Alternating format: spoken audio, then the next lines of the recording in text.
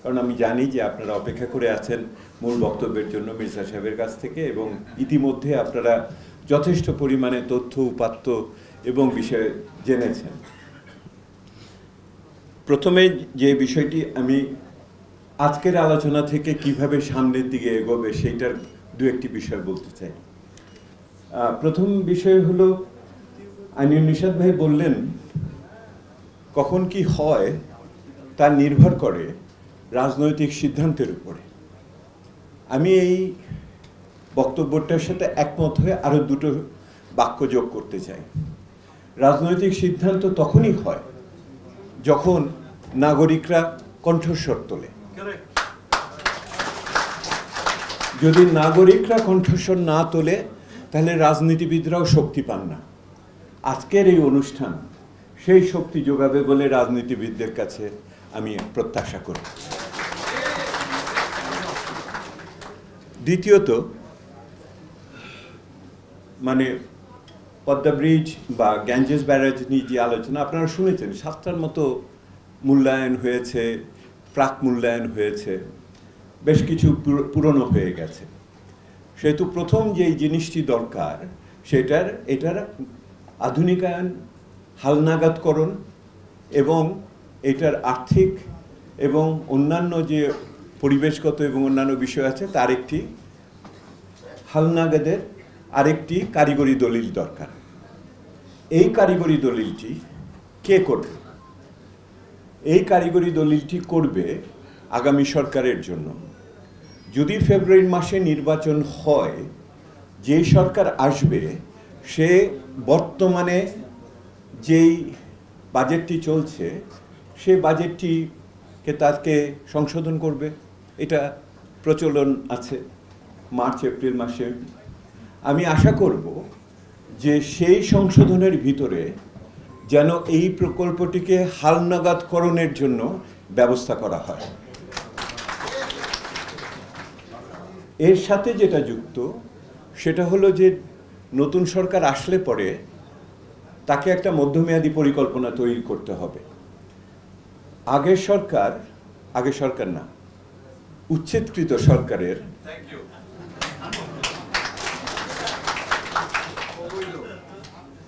ওই কোন ভাষা বলে কি বলবো আপনারা বুঝলেই হলো। তারা অষ্টম বার্ষিক পরিকল্পনা করে গেছিল, বর্তমান সরকার এসে ওটাকে স্থগিত করেছে, কিন্তু তারা কোনো মধ্যমেয়াদী পরিকল্পনা করেনি।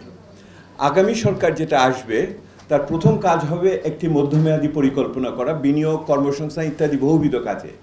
আমি প্রত্যাশা করব যে সরকার আসার পরে যে সংশোধিত বাজেটে যদি এই প্রকল্পটিকে পুনর্মূল্যায়নের, আধুনিকায়নের অর্থ দেওয়া হয়, তাহলে প্রকল্প হিসেবে ওই মধ্যমেয়াদী নতুন পরিকল্পনায়, নবম পঞ্চবার্ষিক পরিকল্পনায় এবং 26-27 অর্থ বছরে এই প্রকল্পটি যেন প্রকৃত অর্থায়নের জন্য সংযুক্ত হয় তালিকার ভিতরে। এটা বড় বিষয় আর কি। একটা বিষয় বারবার ঘুরে ঘুরে আসবে, সেটা হলো যে পদ্মা প্রকল্প, ফারাক্কার কারণে বাংলাদেশের 1/3, কেউ বলে 37% মানুষ, জমি প্রকটভাবে ক্ষতিগ্রস্ত হয়েছে।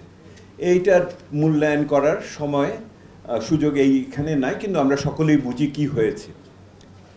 আমার কাছে আশ্চর্য লাগছে আইনুল নিশাত ভাইয়ের প্রত্যক্ষ অংশগ্রহণের যেই 30 বছরের চুক্তিটি হয়েছিল সেটি আগামী বছর শেষ হয়ে যাচ্ছে।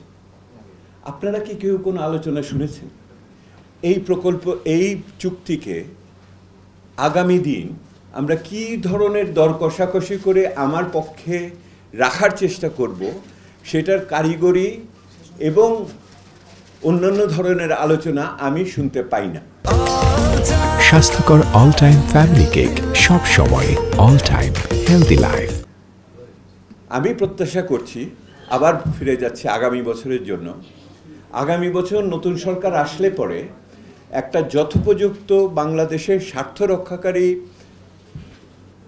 গঙ্গার চুক্তির আমাদের নিশ্চয়তা পাওয়ার ক্ষেত্রে কারিগরি পেশা দিক থেকে এবং রাজনৈতিক দিক থেকে যৌক্তিক আলোচনা করার মতো সক্ষমতা ওনাদের তৈরি করতে হবে আজকে থেকে, যাতে করে আগামী বছর যখন এই আলোচনাটার সূত্রপাত হবে আমরা যেন পূর্ণ প্রস্তুতি নিয়ে ওখানে যেতে পারি।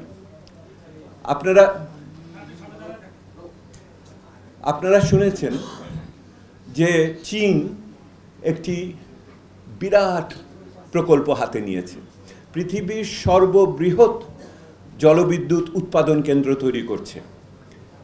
ঘটনাটা দেখুন পরিহাসমূলক কীরকম, ওইটার ব্রহ্মপুত্রের উপরে যেই প্রকল্পটি তৈরি হচ্ছে, মানে বলে পুরো আফ্রিকার আরব মহাদেশ যা তৈরি করবে তার চেয়ে বেশি তারা ওই একটা থেকে তৈরি করবে।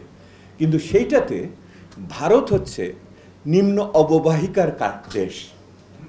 আজকে ভারত তার নিম্ন অববাহিকার দেশ হিসেবে যেই সমস্ত অধিকারের কথা বলে, এইগুলি তো আমরা বলেছিলাম ফারাক্কার সময়,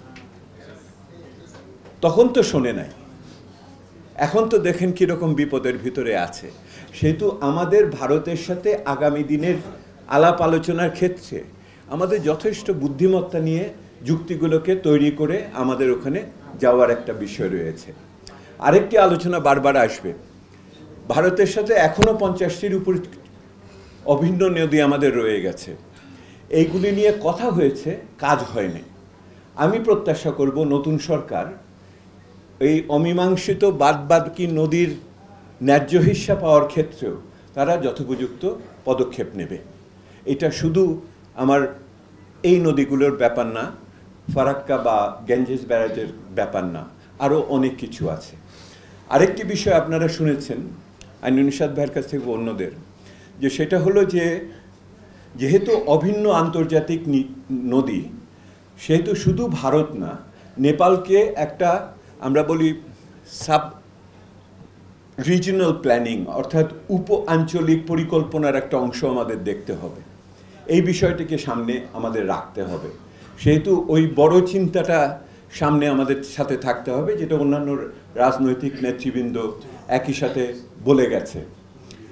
এবং এইটার চিন্তা থেকে আগামী দিনে এই উপমহাদেশে একটি পারস্পরিক সম্মান, পারস্পরিক স্বার্থের প্রতি সম্মান প্রদর্শন করে আমাদের একটি নতুন আঞ্চলিক চিন্তা আগামী দিনে লাগবে। এটা অন্য কোনো বিষয়ে যদি নাও করি, আমার অভিন্ন পানি সম্পদ ব্যবস্থাপনার ক্ষেত্রে এটা দরকার করবে। আমি আজকে আরেকটা বিষয় না বলে পারবো না, সেটা হলো যেহেতু এই পুরো জিনিসটা আমাদের জাতীয় নদী ব্যবস্থাপনা বা জল ব্যবস্থাপনা বা পানি সম্পদ ব্যবস্থাপনার অংশ হিসেবে আগামী দিনে নিতে হবে, তাহলে আমাদের মনে রাখতে হবে যে এই নদীগুলো যেখানে আছে এগুলো কিভাবে বেদখল হয়ে গেছে, পলিমাটি পড়েছে, কিন্তু একই সাথে মানুষ কিভাবে এটাকে অত্যাচার করেছে, নগরের বিভিন্ন লুটেরা কিভাবে এটার ভিতরে ঢুকে বসতি তৈরি করেছে, এটাও তো ভুলে গেলে চলবে না।